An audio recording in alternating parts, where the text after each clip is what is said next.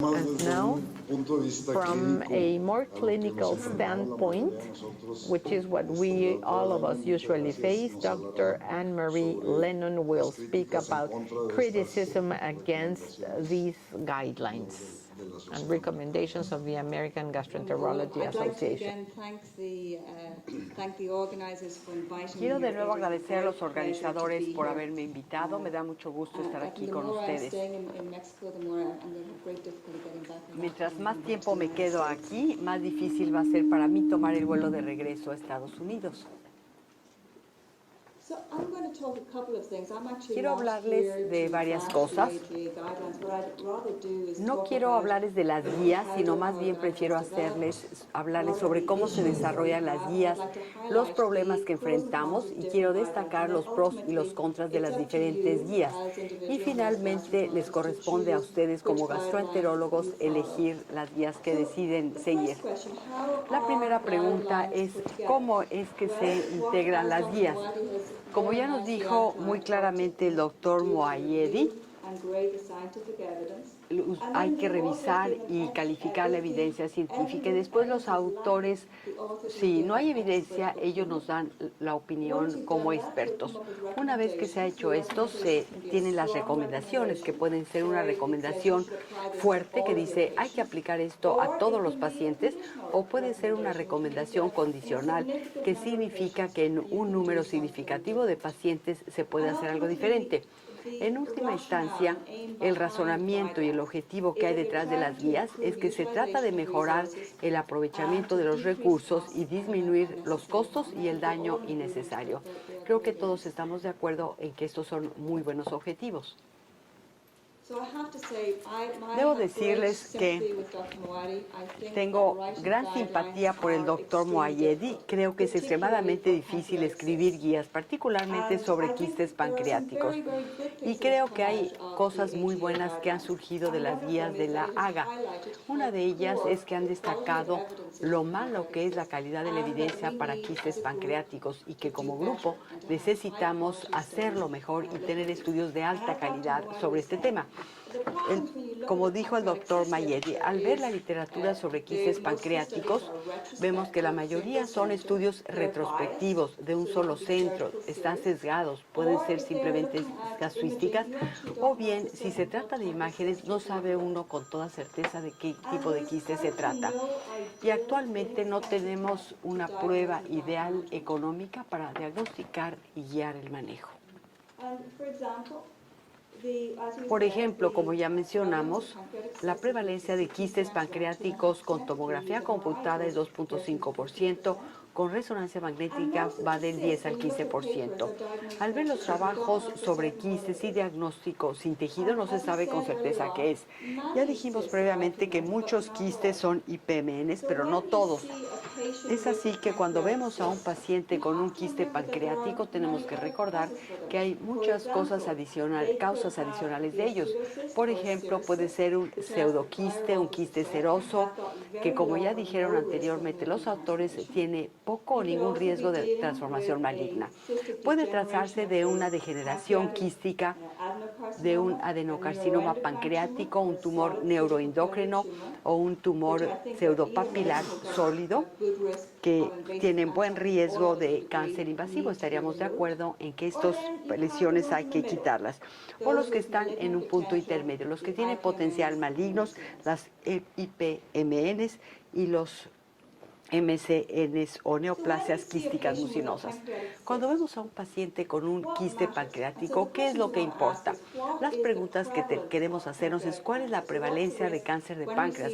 Cuando lo vemos, digamos que tenemos frente a nosotros al paciente en el consultorio, ¿qué le vamos a decir? ¿Qué riesgo tiene de cáncer?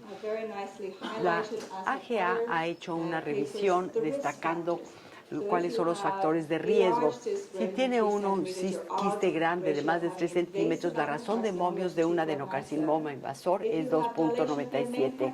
Si hay dilatación del conducto pancreático principal, la razón de momios es 2.4. Si hay un componente sólido, es 7.7.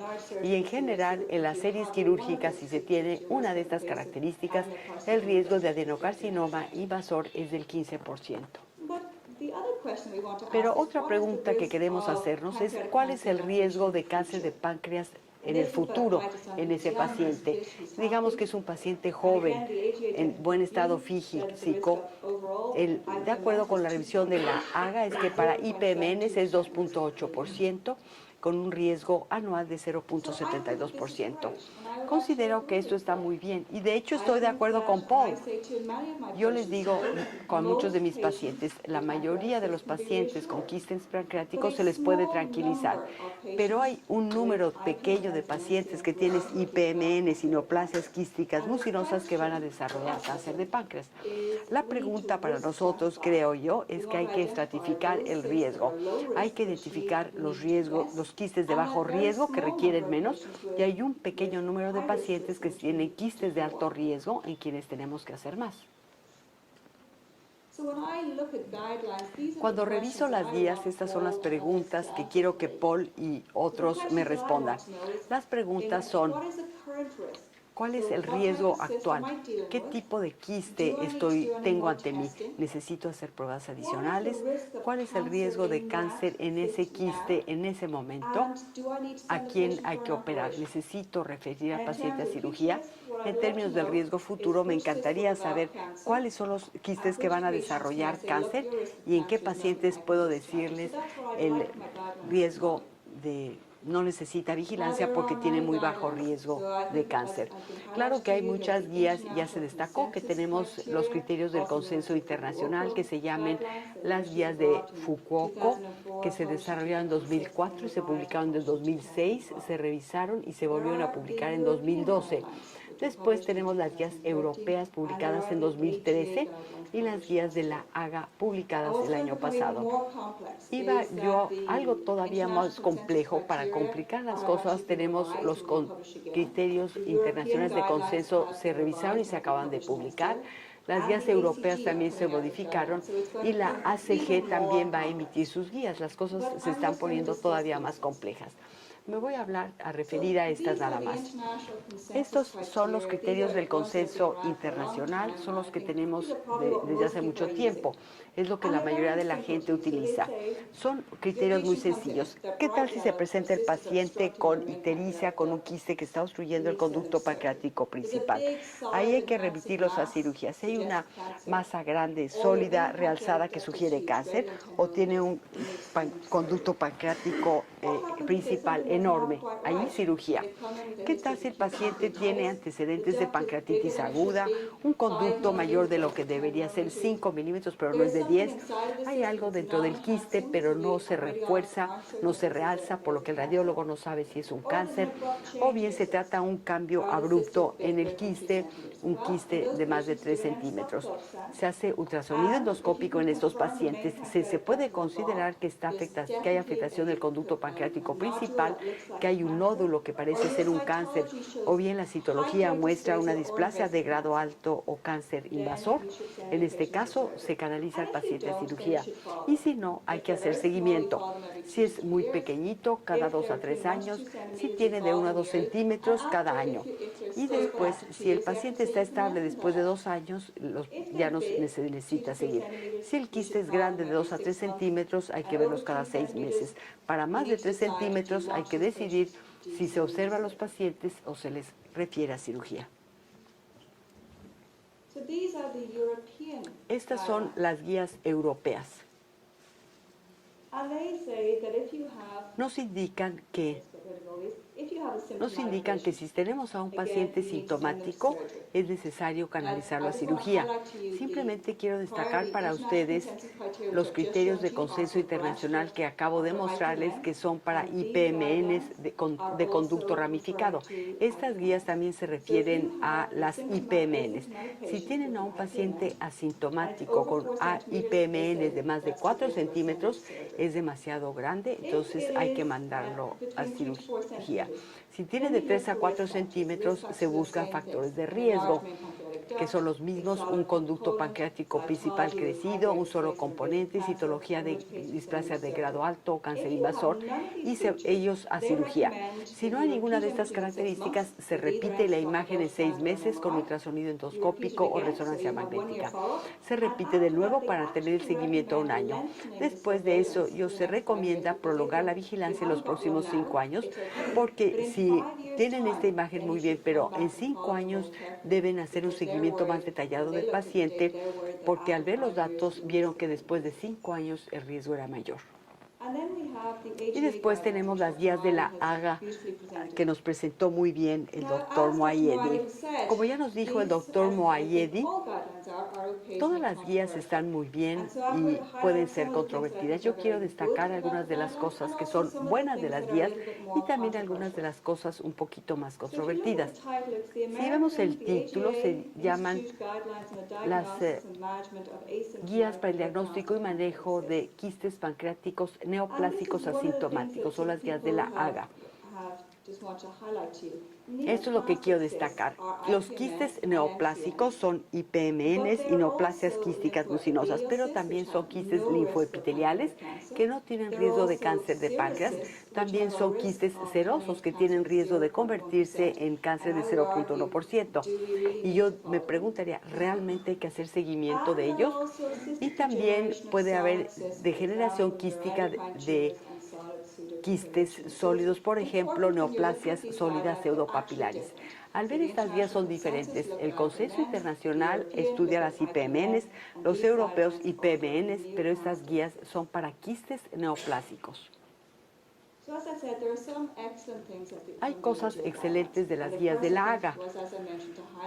En primer lugar, que destacan el problema que tenemos con la calidad de la evidencia.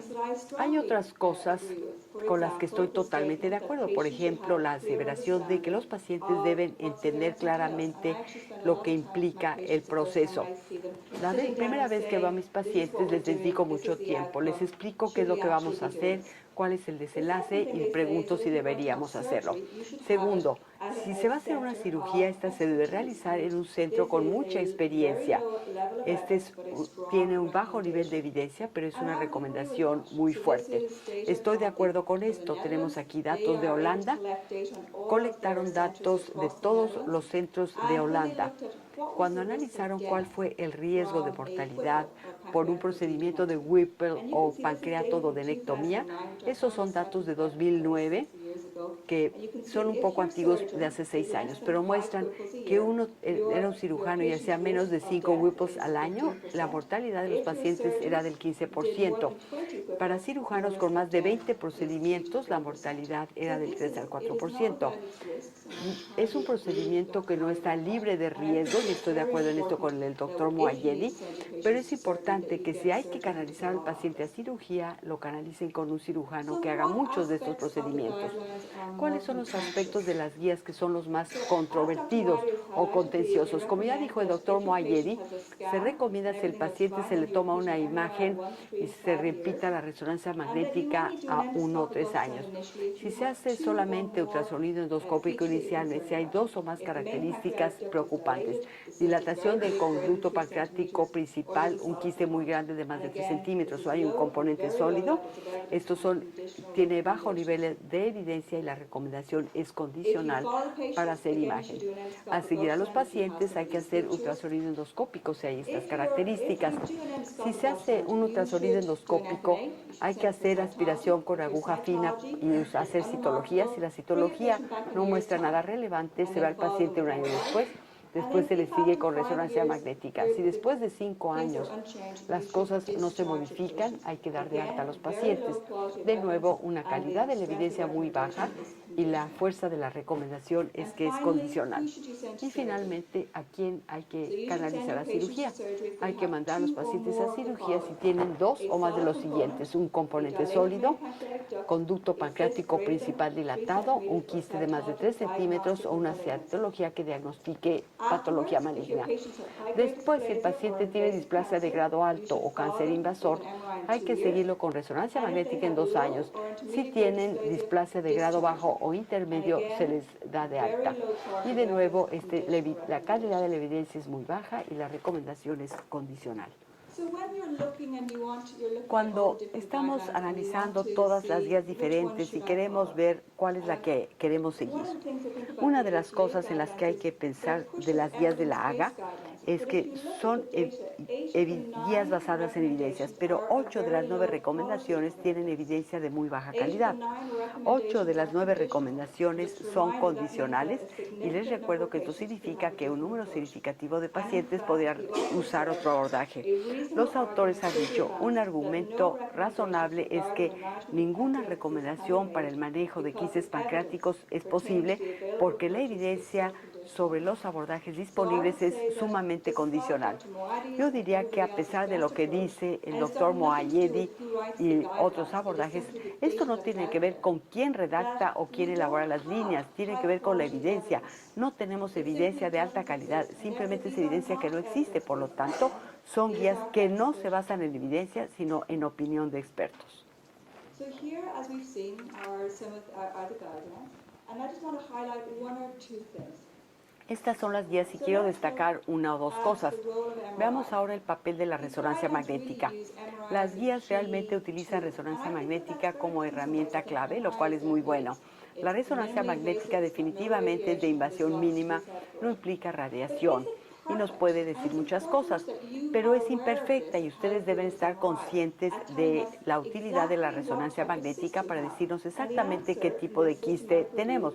La respuesta aquí es que la exactitud de la resonancia magnética para decirnos cuál es el tipo de quiste es del 39 al 90%. Es imperfecta. Nos permite determinar entre quistes malignos o benignos, es un poco mejor, pero no es perfecta. Recuerden, la resonancia magnética no es perfecta para saber qué tipo de quiste tenemos. ¿Qué podemos decir del papel del ultrasonido endoscópico?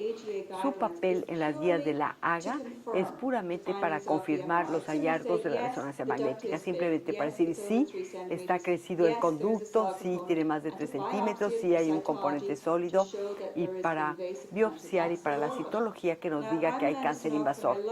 Me encanta hacer ultrasonido y me encanta hacerlo, pero no estoy segura de que lo haría a todos los pacientes. Yo diría, si tengo una imagen de alta calidad, que la vea un radiólogo pancreático y diga hay una lesión que se realza y que es sólida, no estoy seguro de que el ultrasonido cambie el hecho de que yo indique cirugía o no cirugía.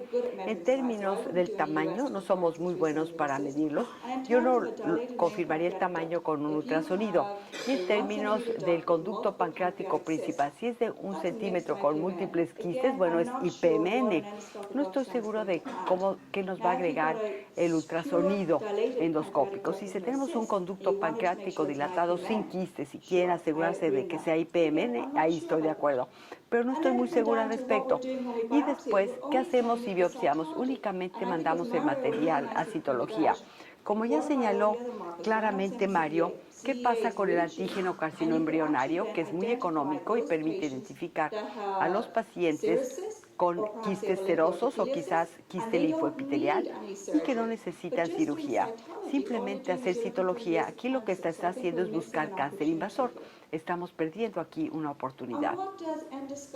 ¿Qué es lo que nos aporta el ultrasonido endoscópico? Este es un estudio de un colega hace unos años con 170 pacientes sometidos a tomografía o resonancia magnética. Se preguntaron cuál fue el valor agregado del ultrasonido endoscópico. En 49 pacientes tomografía y ultrasonido endoscópico nos dieron el mismo diagnóstico, aquí abajo. En 9 pacientes la tomografía tuvo el diagnóstico correcto y el ultrasonido endoscópico con aspiración con aguja fina no fue de beneficio. En 42 casos el ultrasonido endoscópico tuvo el diagnóstico correcto y la tomografía no. En 19 casos nos equivocamos. Si vemos la resonancia magnética, en 16 pacientes, tanto resonancia magnética como ultrasonido tuvieron el mismo diagnóstico y fue correcto. En un paciente, la resonancia magnética tuvo el diagnóstico correcto, que el ultrasonido lo llamó incorrectamente. En 27 pacientes, el ultrasonido obtuvo el diagnóstico correcto, que no detectó la resonancia magnética. El rendimiento incremental del ultrasonido endoscópico fue de 36 respecto a tomografía computada y similar para resonancia magnética. Hay diferentes estudios prospectivos de DeJean que muestran que al combinar las imágenes se puede aumentar la sensibilidad y especificidad para diagnosticar el tipo de quiste y el cáncer. Considero que hay cierto beneficio del ultrasonido endoscópico. ¿Por qué es esto importante? Este es un estudio de Arthur Singy de Pittsburgh con ultrasonido endoscópico aplicando las guías de la AGA. Lo que este autor encontró fue que había 30% de los quistes identificados utilizando ultrasonido endoscópico y no con citología, sino con otras características. Fueron quistes benignos y no requerían vigilancia. Yo diría, si estamos tratando de ahorrar dinero y minimizar la preocupación para el paciente, entonces esto tiene mucho sentido. Veamos ahora el otro lado. Digamos que hacen ustedes una resonancia magnética, hacen seguimiento del paciente con resonancia magnética y después ya suspenden la vigilancia. Yo argumentaría que creo que ese es un marco de tiempo arbitrario. Yo diría, ¿por qué 5 años? ¿Por qué no 1 año? ¿Por qué no 7 años, 10 años? Como dijo Paul, creo que no hay evidencia para 5 años. Este plazo, este punto de corte fue arbitrario. Hay que recordar, cuando pensamos en las guías de la AGA y otras, que las guías europeas recomiendan lo opuesto, recomiendan una vigilancia mínima de los años 1 a 4 y después dicen, al ver los datos genéticos, mientras más tiempo tiene el paciente en IPMN, mayor probabilidad de progresión más adelante, por lo que deberíamos hacer una vigilancia mucho más intensa. No puedo discutir esto porque simplemente no hay evidencia. Lo que yo diría es que quizás deberíamos ver otras características. ¿Qué pasa si tenemos una viejita como esta, con múltiples comorbilidades? Creo que las guías consideran incorporar estas características. Por ejemplo, hay un trabajo que muestra que el puntaje de comorbilidad de Charleston muestra que si la comorbilidad es alta, uno no va a estar vivo en 5 años.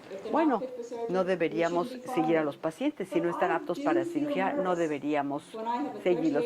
Cuando tengo un paciente de 38 años con un IPMN de 2.8 centímetros, me siento nerviosa al darla de alta. También en pacientes con antecedentes familiares de mutaciones genéticas. Y finalmente se dice, una vez que ya vio uno al paciente, lo canalizó a cirugía, hay que darlo de alta. Como destacó Mario previamente, todos los tipos de quistes, los serosos, si los canalizan a cirugía, y recomiendo que no lo hagan, le van a decir están curados. Las neoplasias quísticas mucinosas, una vez que uno las manda a cirugía, ya terminó, no hay que hacer seguimiento. Pero las IPMN son diferentes porque afectan todo el páncreas. Aunque manden a su paciente para un Whipple o un procedimiento distal, el paciente no está curado. Hay riesgo de que los IPMN ocurran en el páncreas remanente o que haya cáncer pancreático invasivo. El estudio muestra que el 17% de los pacientes con IPMN desarrollan nuevos tumores en el páncreas remanente. El 10% cumplen con los criterios de Sendai y el 6% desarrollan displasia de grado alto y cáncer invasor en última instancia. Hablemos ahora de la última pregunta. ¿A quién vamos a canalizar a cirugía? Estas son las guías de la AGA. Para seguir estas guías, si tienen ustedes un paciente con un quiste de 2.8 centímetros, un IPMN con un componente sólido, a este paciente no lo mandan a cirugía. Si tienen a un paciente con un IPMN de 1.1 centímetros de conducto principal, no lo mandan a cirugía. La malignidad es cáncer invasor, esta es su definición. Si tienen a un paciente paciente donde la citología dice marcada atipia, o sea, displasia de grado alto, a este paciente no lo mandan a cirugía. El concepto detrás de esto es que al combinar las características se pueda disminuir el número de pacientes que mandamos a cirugía y los que realmente necesitan cirugía. Esto es razonable. El objetivo detrás de las guías de la AGA es detectar cáncer de páncreas invasor, no es detectar la displasia de grado alto. En contraste, los criterios de la Conferencia Internacional Sendai son para detectar cáncer invasor o displasia de grado alto. Al elegir un criterio es necesario considerar esto. Yo diría o argumentaría que qué es lo que yo consideraría como éxito. Si mando al paciente a cirugía y recibo el reporte de patología, considero que es un éxito si tenemos IPMN o neoplasia quística mucinosa con displasia de grado alto. Si la lesión es una PANIN 3, si tenemos una lesión muy precoz de 5 centímetros, que es cáncer T1, también, pero esto es lo que buscamos, como mencionamos anteriormente. Pero creo que necesitamos un abordaje mejor y más inteligente que tan solo la imagen. Lo que tenemos actualmente es inadecuado, creo yo. Creo que lo que necesitamos hacer es ver las características clínicas. Los marcadores moleculares son prometedores. En particular, lo que es particularmente interesante de los marcadores moleculares es que ahora podemos identificar al 91% de los pacientes que no necesitan cirugía y es lo que debemos tratar de hacer. Les quiero destacar que cuando publicamos esto, toda la información sobre cómo hacerlo está publicada con los trabajos. Entonces, en cualquier lugar del mundo se pueden reproducir estos resultados de ser posible y estos marcadores génicos se están utilizando actualmente en muchos laboratorios. Por lo tanto, es algo que no está disponible únicamente en 1 o 2 centros del mundo. Y finalmente, ¿cuál es la diferencia entre las 3 guías diferentes? Los criterios de consenso internacional desarrollados por un grupo de expertos multinacionales, igual que las guías europeas, y este es el comité de la AGA con sus expertos. Los criterios del consenso internacional estudian solo IPMN, neoplasias quísticas mucinosas. Los europeos nos dan recomendaciones sobre neoplasias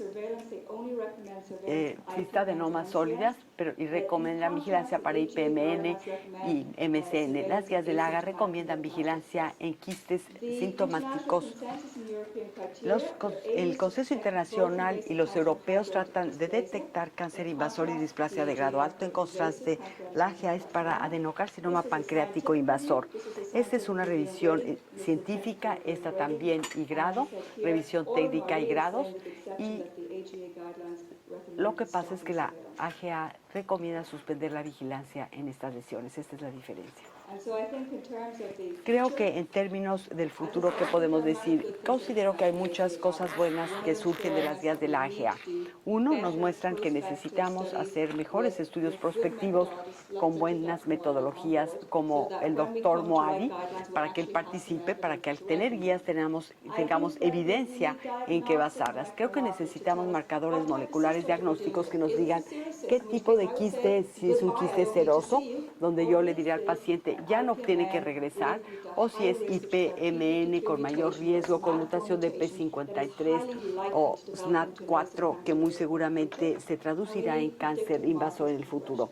Y necesitamos los marcadores predictores de progresión. Muchas gracias a todos por su atención y por su tiempo.